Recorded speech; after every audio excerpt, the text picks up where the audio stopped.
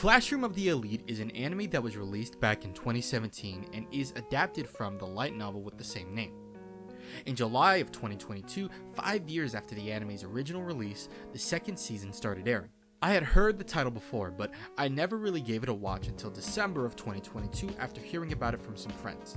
I didn't enjoy it and I didn't see the appeal of the show. That's not to say that the show was terrible. It's a pretty solid anime with solid characters, storylines, and some music bangers. However, it takes itself way too seriously.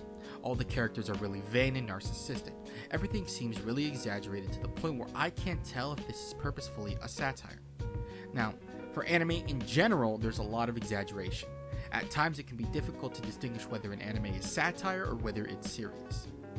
The anime shows the viewer how being in an extremely competitive school takes away one's humanity, and this is achieved through the sociopathic nature of the characters and the storylines. The characters aren't relatable, at all. In fact, a lot of the characters within the anime aren't likable. The whole premise of the show is that they are in a highly competitive high school that will take them literally anywhere in life. Each class competes in order to be at the top, Class A. The school forces each class to work together in order to move up the ranks to achieve the Class A ranking, and for those within Class A, it's just to keep their rank. From here, we are introduced to a bunch of sociopathic teenagers. I want to start with Ayano Koji Kiyotaka, the main character, the character that we follow throughout the anime. At first, he's like this nonchalant, kind of boring guy who's just trying to go by unnoticed. In the beginning, we get a hint of how capable he is, but he is soon forced to take part in the competition to go up the ranks. We understand that he isn't some boring, monotone, nonchalant guy, but rather a huge sociopath. There are some instances, especially in Season 2, where we see Ayano Koji refer to people as something that he can use, as a tool. He manipulates people and situations in order to advance and get higher in ranks. In Season 2, his main victim is Kei Kurosawa.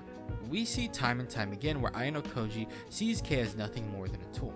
He will manipulate her and put her in very terrible emotional situations in order to gain the upper hand on the other classes. It's safe to say that Ayano Koji isn't like the greatest person around, but compared to the other ones, it's not that terrible. It's still bad, just not that bad. And Ayano Koji isn't the only one. There are other classmates who will do anything in order to get their class in higher status, even if it means attempting to expel their classmates. Kikyo Kushida is an insane person. When we first meet her, she is like an energetic, friendly girl. Everyone wants to be her friend. But when we see Kushida alone, she reveals her true self. She's just a hateful, angry person. When she notices Ayano Koji watching her, she threatens him with a false rape accusation. Later, she attempts to get both Ayano Koji and Suzune Hirokita expelled since they are the only two who know her real persona. She sees them both as a threat, and in order to move up the ranks, she will betray her own classmates and get them expelled for her own personal gain. Speaking of Suzune Hirokita, she's the only character that I actually like in Season 1 of the anime. She's a very off-putting character in the beginning, and she's very introverted. She likes to keep to herself. But her goal is to move up Class A in order to be acknowledged by her family. Since her brother goes to the same school, there are a lot of weak moments for her where she needs help from Ayano Koji. But here's the thing about Suzune Hirokita. She doesn't manipulate anyone into doing anything. She's someone who works hard to accomplish her goals. Unlike all of Class C. Class C and their leader, Kakeru Ryuen, are like the pinnacle of manipulation. This dude and his crew will do anything to get the upper hand. Two things from Season 1 occur. Kakeru Ryuen beats up his classmates for the sole purpose of trying to get Ken Sudo, another Class D student, expelled. This is like the first arc that occurs within Season 1. There was an arc where the test involved a class working together on an island, and they had to steal a tag from someone specific from another class. Class C's approach was to make it look like Class C members had a falling out. Those who quote-unquote left the class would join another class's camp. So Class C classmates suddenly got into an altercation with Ryuen, and they would defect into Class D and steal the tag. At the end of Season 2, in order to get information, Ryuen had to torture a classmate just to figure out who has been messing with him and Class C and thwarting their plans. Now, these characters, Ayano Koji, Ryuen, Kushida, have essentially lost their humanity. They have lost their ability to sympathize with their classmates. In fact, these individuals will do anything in order to reach their goal.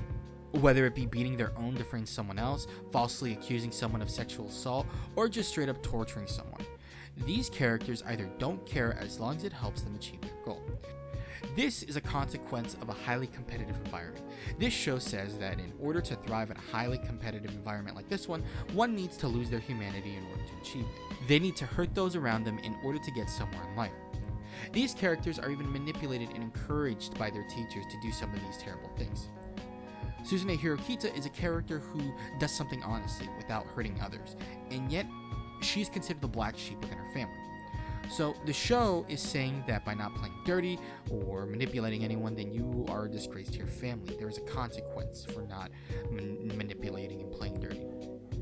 She's not the only character. There are other characters within the anime that we see that aren't terrible people, but they aren't really the main focus of the series. Now, the real question stands is this the intention of the creator to point out some of these consequences of a highly competitive environment? With the kinds of characters that are shown within the series, it seems like it, but who knows?